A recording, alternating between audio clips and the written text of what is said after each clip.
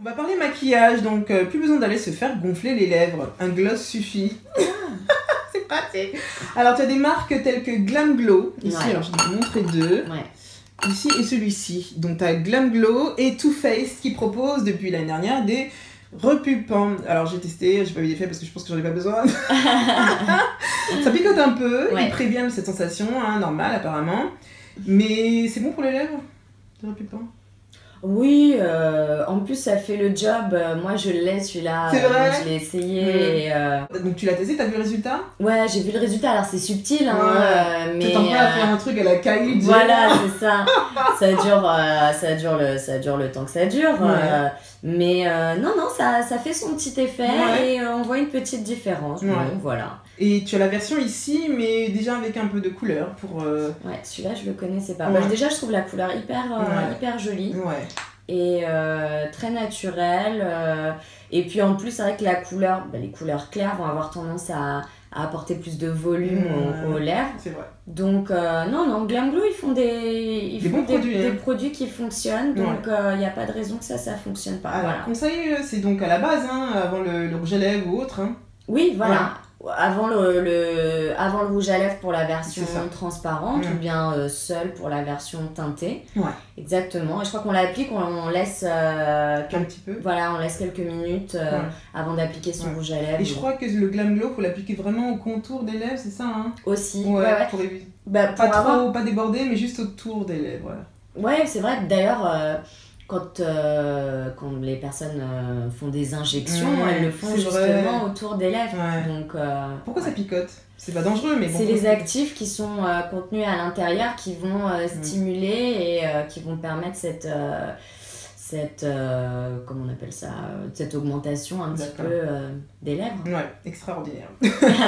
Alors, il y a Urban Decay qui a sorti également toute une collection de bases de teint. Alors, matifiante, SPF et modulable. Alors ici, tu as la version matifiante et tu as ici la version donc modulable, c'est-à-dire qu'il s'adapte à ton teint. Et donc, il faut en appliquer très peu, sinon, par exemple, la matifiante sèche extrêmement, ça fait même, tu sais, ça te fait des traits quand tu souris, ce genre de choses, donc il faut en appliquer très très légèrement. C'est délicat ce type de base au niveau de l'application si on n'est pas expert? Non, pas du tout. Comme c'est des bases de make-up, elles sont pas ou à peine teintées, donc on ne peut pas trop se tromper. Et c'est utile, hein. C'est utile. Je trouve aussi, surtout la matifiante, quand t'as comme visage mixte, tu brilles, ce genre de choses. Souvent ça marche très bien. Urban Decay en plus, c'est des super produits. Et c'est vrai que souvent, ça permet une meilleure tenue du maquillage, une application facilitée aussi, parce que tu vois, immédiatement, ça te lisse un peu le grain de peau. Puis il y a des agents qui vont fixer aussi le maquillage. Donc, alors là, tu as appliqué le soin modulable. D'accord. Et donc, il est blanc, n'ayez pas peur, hein, même pour les peaux très sombres. Mais ça permet d'avoir une base unifiée pour bien, comme tu disais, bien travailler le maquillage, etc. Et puis un petit peu de matifiant dedans quand même. Hein. Ça se sent, hein, c'est poudré. Voilà, exactement. C'est poudré. Évidemment, c'est un peu siliconé, mais ça c'est normal. Hein, dans une base de make-up, les silicones c'est utile. Alors, conseil d'application, on l'applique à quel moment?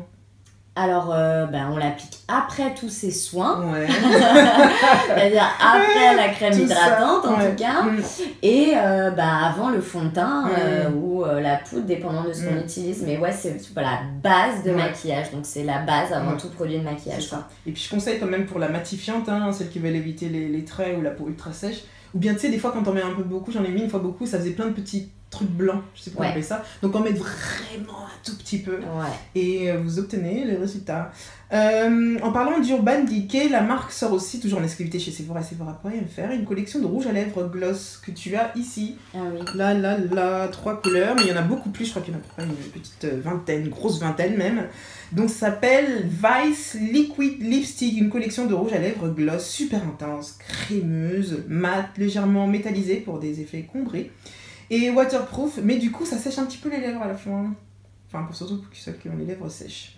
Les conseils avant et après application pour ce type de maquillage longue durée, tu sais, c'était un peu à l'époque, à l'ancienne, tout était waterproof. T'as des conseils? Pour le maquillage longue tenue des lèvres, écoute... éviter ça sèche les lèvres.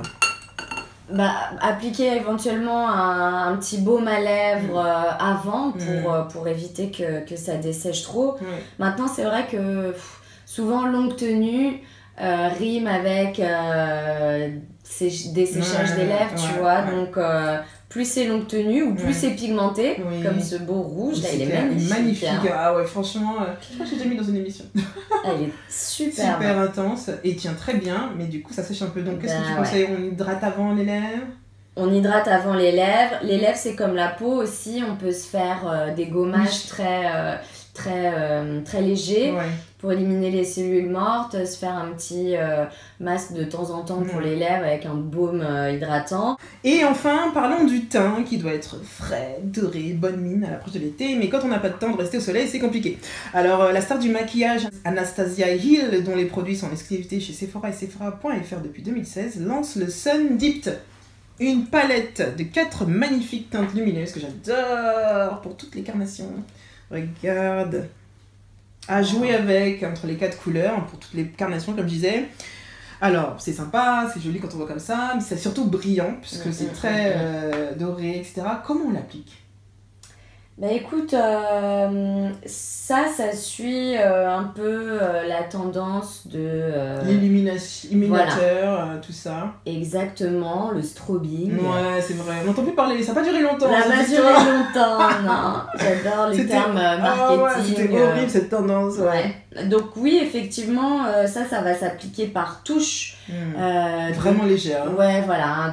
On va en appliquer au-dessus des pommettes, là, tu vois. En fait, on va appliquer ce genre de produit partout où la lumière tu vois, accroche. Your face. Ça. Donc un petit peu là sur le front, un petit peu sur le nez, sur le menton, et puis sur le dessus des pommettes. Voilà, mais du coup, quand tu as une peau qui est grasse et que tu veux tout briller, faut choisir. C'est pas l'idéal. Faut choisir. Après ça, on peut l'appliquer aussi au niveau du décolleté, par exemple, c'est toujours joli.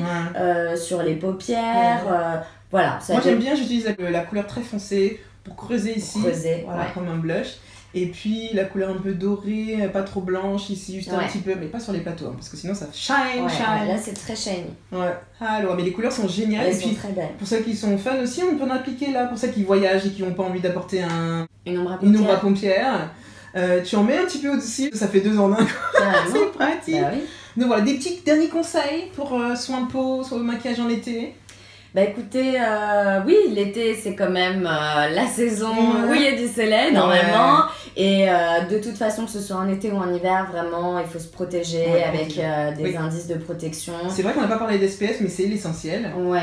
Si vous trouvez du make-up, des fonds de teint avec un SPF intégré, c'est bien. Et puis il faut pas hésiter à renouveler l'application du SPF, c'est vraiment aussi important pour préserver son capital général. Alors là, ce que tu as dans les mains, on n'a pas parlé, mais c'est pour celles qui veulent éviter la base de teint d'Urban Decay un peu trop matifiante parfois et qui savent pas en appliquer en petite dose. Tu as la version spray en fait que tu mets à la fin du maquillage et ça c'est plutôt cool je trouve.